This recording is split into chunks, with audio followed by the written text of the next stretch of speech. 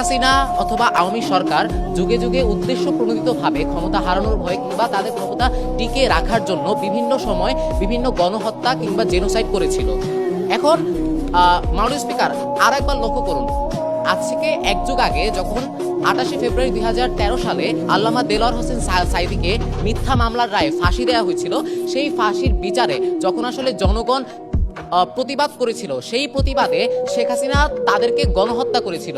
খালেদা জিয়া তখন বিরোধী দলীয় নেতা ছিল, সে এই গণহত্যাকে জেনোসাইড হিসেবে প্রচার করেছিল। তার মানে আপনাকে বুঝতে হবে যে খালেদা জিয়া তথা বিএনপি যখন তারা বিরোধী দলীয় দল ছিল, তারা জামাতের পক্ষে ছিল। তার মানে জামাত এবং বিএনপি মিলে তখন আসলে একটা বড় পাওয়ার হোল্ড করত, এবং এই ভয়ের কারণে পরবর্তীতে আওয়ামী লীগ ক্ষমতা হারানোর ভয়ে এই বিষয়টি ধামাচাপা দেওয়ার চেষ্টা করে। দ্বিতীয়ত, যুগে যুগে আওয়ামী সরকার অনেকবার চেষ্টা করে তাদেরকে যারা আসলে তাদের বিপক্ষে ভয়েস রেজ করে বা তাদের বিপক্ষে কথা বলে, সেই মানুষগুলোকে মেরে ফেলার, সেই মানুষগুলোকে তারা গণহত্যার মাধ্যমে আটকে দিতে চায়। আরো একটা জিনিস লক্ষ্য করুন, হত্যাকাণ্ড করা হয়েছিল আপনার ক্ষমতা হারানোর ভয়ে, কিন্তু পরবর্তীতে আপনার হত্যাকাণ্ড নিয়ে যেই সব জিনিসগুলো প্রচার করা হয়, ওই জিনিসগুলো প্রচার করা হয়েছে এই হত্যাকাণ্ডকে বৈধতা দেবার জন্য।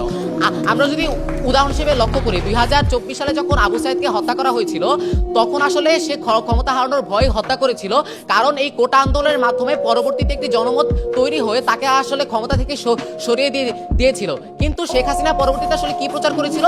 শেখ হাসিনা পরবর্তীতে প্রচার করেছিল এটি জামাত ইসলামীর দ্বারা সংগঠিত একটি গণহত্যা। তার মানে আপনার যেই গণহত্যাগুলো আদিকাল থেকে হয়ে আসতেছে, ওই গণহত্যাগুলো আসলে ক্ষমতা হারানোর ভয়ে করা হয়েছিল, কিন্তু আপনার পরবর্তীতে যেই সব কথাবার্তা বলার চেষ্টা করে তারা বা জঙ্গির কথা বলে, সেগুলোকে বৈধতা দেবার জন্য করা হয়েছিল। এখন আপনার একটা জিনিস বোঝা খুব বেশি গুরুত্বপূর্ণ, কেন আসলে হেফাজতে ইসলাম ওই সময়টাতে রাজনৈতিক পটভূমিতে খুব বেশি গুরুত্বপূর্ণ একটি জায়গা দখল করেছিল। আপনাকে একটা জিনিস বুঝতে হবে যে যখন হেফাজতে ইসলামী আসলে আন্দোলনরত ছিল, তখন তারা ঢাকার 6টি প্রবেশ মুখ দখল করেছিল। তাদের পক্ষে ছিল জামাত, বিএনপি কিংবা আপনার বড় বড় রাজনৈতিক দলগুলো।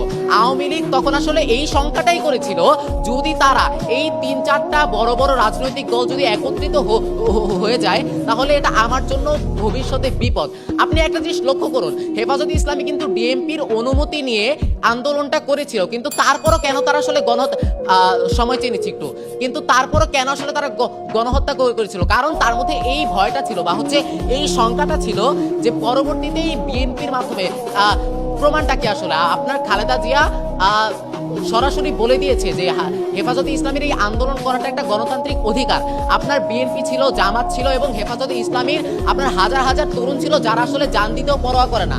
তার মানে এত জনমত ছিল বা আইডিওলজি ছিল, এদের কারণে শেখ হাসিনার মনে একটি শঙ্কা বা ভীতি তো তৈরি হয়েছিল যে এরা আমাকে ভবিষ্যতে ক্ষমতা থেকে নামিয়ে দিতে পারে, যেমনটি হয়েছে আপনার 24-এর বিপ্লবে। 24-এ কোটা আন্দোলনের শুরুতে শুরু হয়েছিল, কিন্তু পরবর্তীতে সেটি গণ আন্দোলনের রূপ নিয়ে আপনার ক্ষমতা থেকে সরিয়ে ফেলে শেখ হাসিনাকে।